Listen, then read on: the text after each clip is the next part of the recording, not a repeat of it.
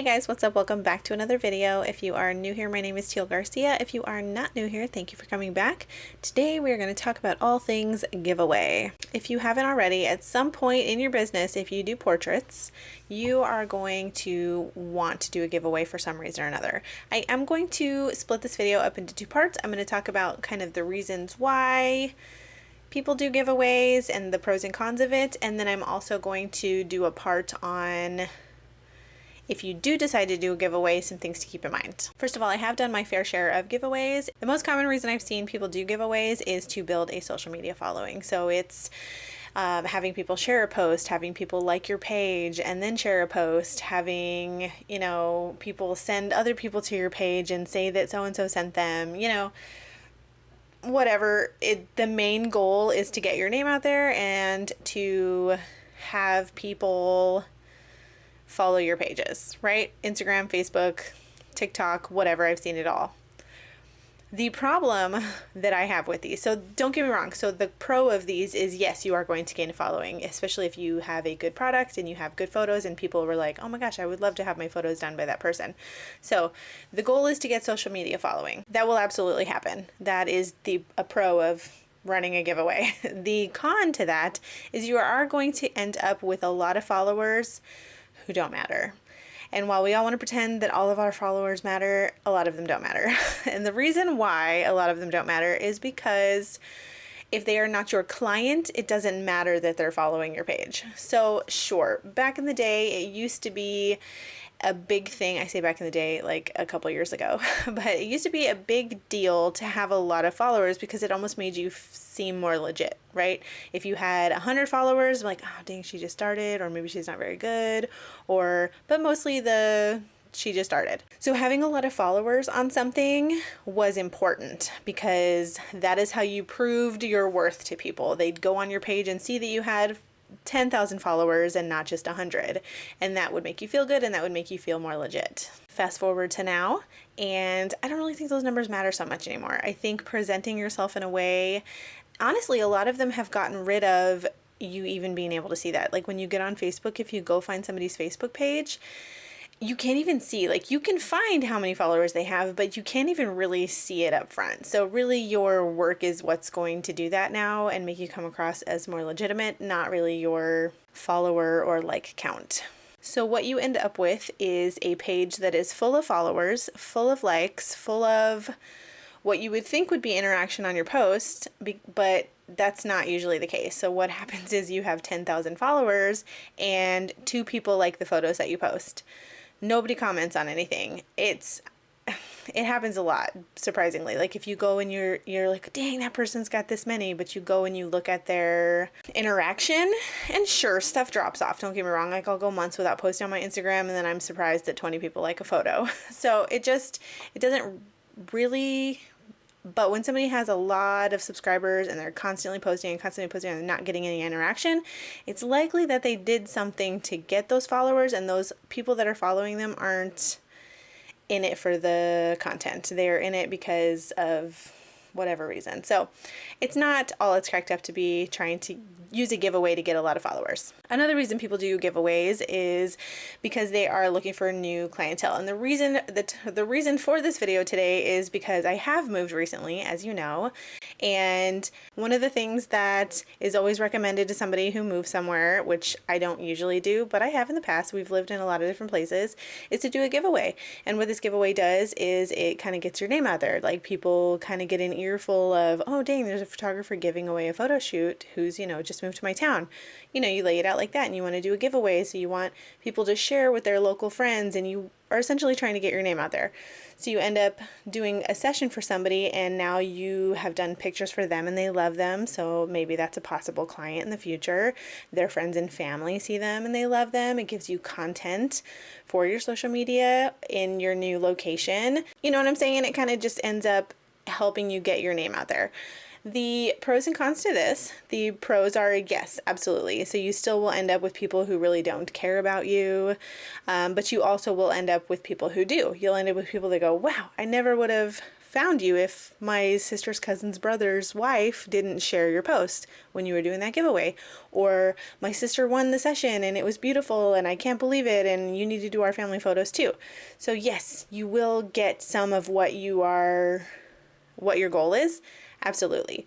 The cons to this are similar to the other ones. You're going to get people who don't care. You're going to get people that are in it to win it and people that aren't going to hire you anyways.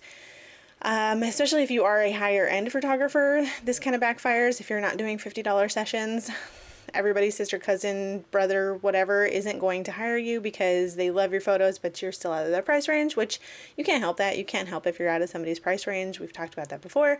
You shouldn't really let it bother you.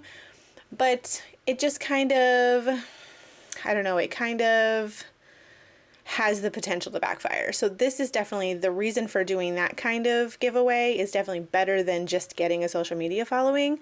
You know, getting your name out there in a new area you live in is a little bit different, but it still can have some of the same cons to it, honestly. Okay, the last reason that I want to talk about people doing giveaways are for charity, like a charity sort of giveaway. I have in the past, I've donated sessions to church raffles and cancer walks and, you know, whatever. I did it for, there's some that the friends would ask me like, oh, hey, do you want to donate a photo session for this? Sure, you're a great friend, absolutely. You know what I mean? Like I can't even really remember exactly what they were for. I've done a lot of them over the years, and again, this comes with the same benefits. So a lot of businesses will do stuff for charity, don't get me wrong. With photography, you don't get the same benefits of like a business donating something that costs money to charity. And hear me out. So a business that donates, let's say if it's a bakery and they donate 150 muffins to this walk, right? So everybody gets a muffin when they're done with the charity walk. Well, it costs them money to make those, and they can now write that off on their taxes. You as a photographer have nothing to write off in that instance. You can't write off your time, unfortunately. You can say, well, my sessions are $500. I donated a free session, and write off $500 in your taxes. If you have done that or you have different information about that, then good for you. I was told by my tax person who does my taxes that you cannot write off your time. Unfortunately, you can only write off the cost of goods, and that costs you nothing. So at the very most, you're going to be able to write off your mileage to get to and from that session, but there's not necessarily a benefit to donating to charity. I'm not saying you shouldn't donate to charity. If it is a cause that you believe in, absolutely go for it. I'm not saying that at all. I'm saying that if you're looking to do that stuff as some sort of like marketing or some sort of way to get your business out there, that's not the best way. You should definitely just donate to charity, donate sessions, or, you know, I've known photographers that donate camera lessons to youth, you know, during the summertime. That kind of stuff, you have to do it because you just want to do it, because you feel good about it, not because you want to get anything out of it, if that makes sense. Okay, so now that we've talked about the reasons why people do giveaways and a few of the pros and cons, let's talk about if you decide to do one. Okay, let's talk about some of the things you should keep in mind if you decide to do a giveaway. First of all, you have to keep it fair. You have to, in some way or another, be able to choose that person completely at random. There's all kinds of random generators.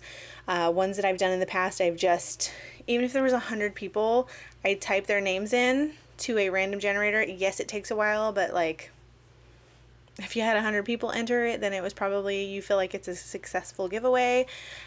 You need to make sure that however you do it, that it's fair. I've written names down and throw them in a hat and then filmed my daughter pulling out a name. It's just keep it fair and make sure that people know that you did everything you could to keep it fair. Don't just pick somebody who you want to pick. You know what I'm saying? And that's unfortunately happened before. Contests with not saying photographers, but just contests on the internet in general have absolutely been rigged.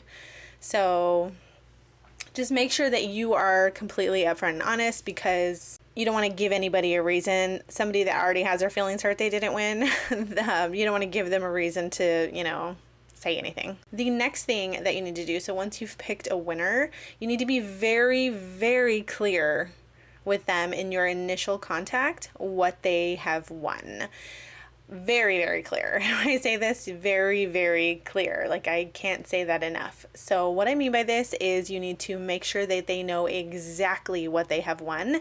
And like I said, in the initial content. So in your post, it could have been win a free session. Great, that got everybody's interest. But in this initial, hey, you're the winner, this is what you won, blah, blah, blah. You need to be very clear. You need to say the time, what they get out of it. You need to, if you have to, put a family limit on it, like a family number limit. Like, it can't be an extended family shoot because they happen to be having a family reunion and they have 18 cousins in town. It has to be an immediate family shoot. It has to be, in this radius. I'm not going to drive an hour and a half for your, free shoot. You have to, because people set their expectations that it's free and they can do whatever they want.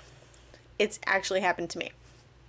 So you need to be very clear. You also, if you feel like they're kind of being standoffish because they feel limited, you can offer things that can help them feel better about it, if that makes sense. So say you put a 15-mile radius, like not driving more than 15 miles one way for the session, whatever. You can then tell them, but I'm willing to, if they're like, oh dang, we really wanted to shoot over here and it's 45 minutes away, great.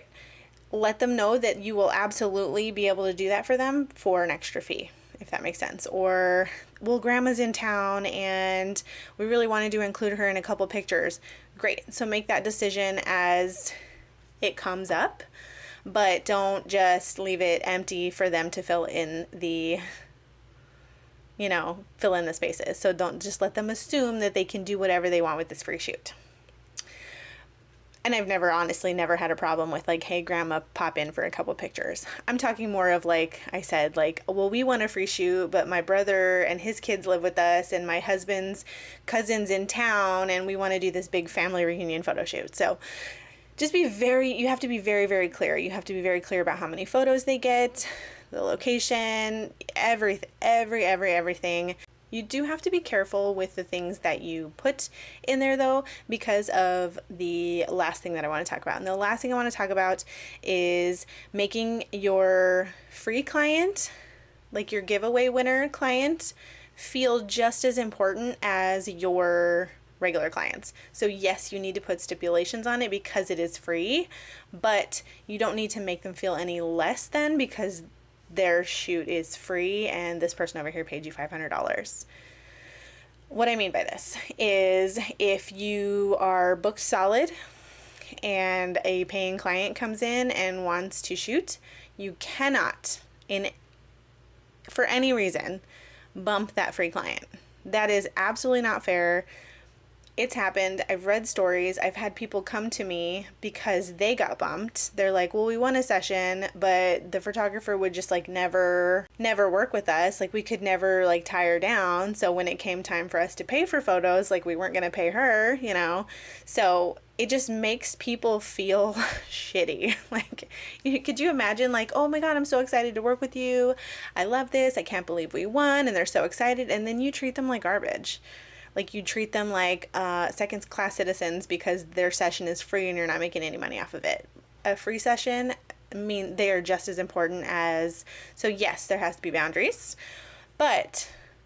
and that's only to make sure people don't take advantage of you, not because they're any less of a client or any less important than a paying session. I actually just read one the other day and it made me so sad, of somebody who was just trying to hunt their photographer down because they won the session and they were just really trying to get their photos done. I think it was senior photos. Seniors have already graduated, all that fun stuff, and they just couldn't get a hold of her, and that is really unfortunate.